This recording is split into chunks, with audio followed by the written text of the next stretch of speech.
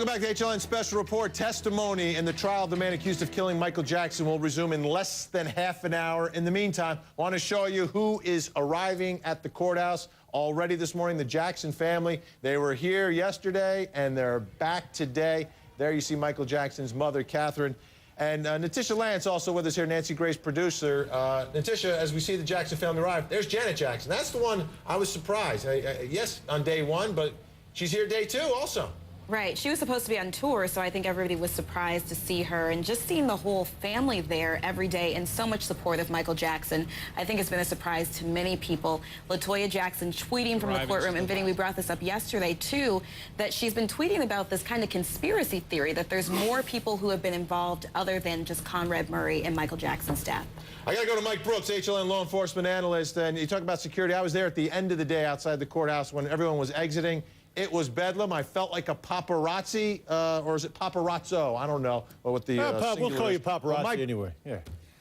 All right, call me a paparazzi. Yeah. It was insane, but I'll tell you what, today it looks like they're a little more organized. They've got some crime tape up and keeping us and the public at bay, Mike. Well, you have to, because if a lot of times you mix everybody together, it just makes more chaos. And you've got LAPD in the street, you've got LA sheriffs from the curb all the way inside up to the 9th floor. And I wouldn't be surprised today, too, Vinny, if you saw more people on the 9th floor, especially after that incident yesterday where Conrad Murray was approached by a woman and had to get 3 deputies to basically escort her out of there because she just wanted to talk to him. Security is of utmost importance on that floor, on the 9th floor, and inside that courtroom.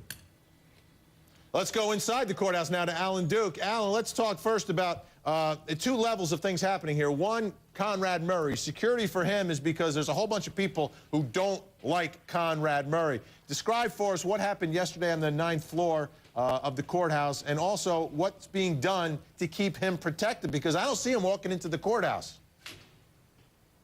Well, apparently nobody was ever arrested or detained as a result of the incident, but there was a woman, as Conrad Murray was walking down the hall, he comes up a private secured elevator from the basement and surrounded by several deputies and his own personal bodyguard, as he was, and that was apparently his mother with him. As they were walking down the hall, this woman approached, and it seems she sort of lunged at him.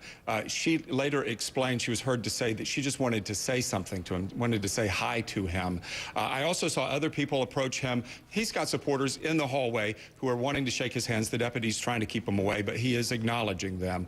Earlier in the preliminary hearing, we did have some fans out there hissing at him, that kind of thing. We had the incident last weekend during jury selection where a fan stared him down. It seems like they're keeping him safe, Alan. Yeah, well, he's not walking through the crowd. We've got a lot more to talk about. Evidence and testimony will resume in less than a half hour right here on HLN.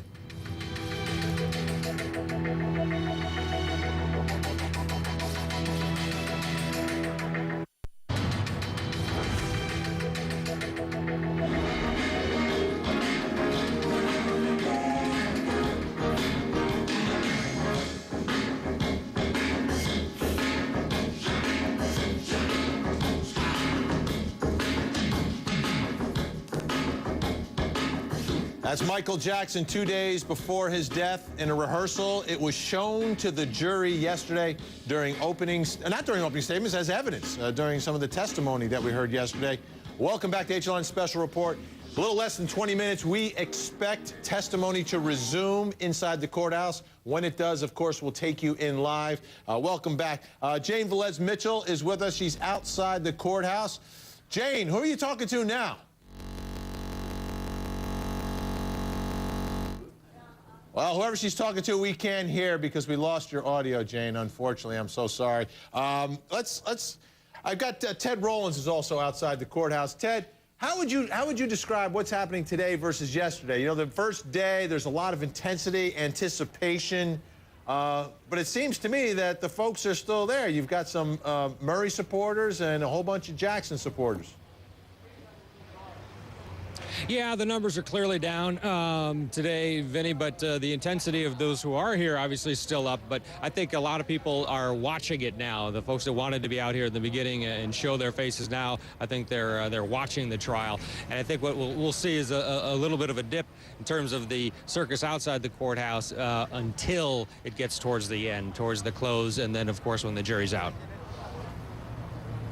Natisha Lance, anticipating what's going to happen today, right? And we're talking about the trial of Michael Jackson here. And now we're going to hear from people who are so close to Michael Jackson, like his personal assistant is supposed to, his director of logistics. These are people that are in the house and people who are part of Michael's world. That's a part of the part of Michael's life that's never really been public before. Right, and we did hear from Kenny Ortega just yesterday, who was the first witness. He's been a friend of Michael Jackson for 25 years, and for him to say that he saw Michael Jackson 6 days prior to his death in a way that he had never, ever seen him before. He seemed lost, he seemed incoherent, he seemed out of it, so much so to the point where he was concerned enough to say something to the executives of AEG. And then he was confronted by Dr. Conrad Murray, who told him, leave Michael Jackson's health to me. He's fine psychologically, and he is fine health-wise. And then that's an important point you bring up. And I want to play this for everyone. I want because yesterday in court, Kenny Ortega, who was a friend of Michael Jackson's, his director, his choreographer, he had sent this email to AEG Live promoter Randy Phillips on June 20th, 2009. And then yesterday in court, he read that email. Let's take a listen. My concern is, now that we've brought the doctor into the fold and have played the tough love now or never card, is that the artist may be unable to rise to the occasion due to real emotional stuff. He appeared quite weak and fatigued this evening. He had a terrible case of the chills, was trembling, rambling, and obsessing. Everything in me says he should be psychologically evaluated. If we have any chance at all to get him back in the light, it's going to take a strong therapist to help him through this, as well as immediate physical nurturing. I was told by our choreographer that during the artist's costume fitting with his designer tonight, they noticed he'd lost more weight. As far as I can tell, there is no one taking responsibility, caring for him on a daily basis. And that's the picture that was painted of Michael Jackson in the courtroom.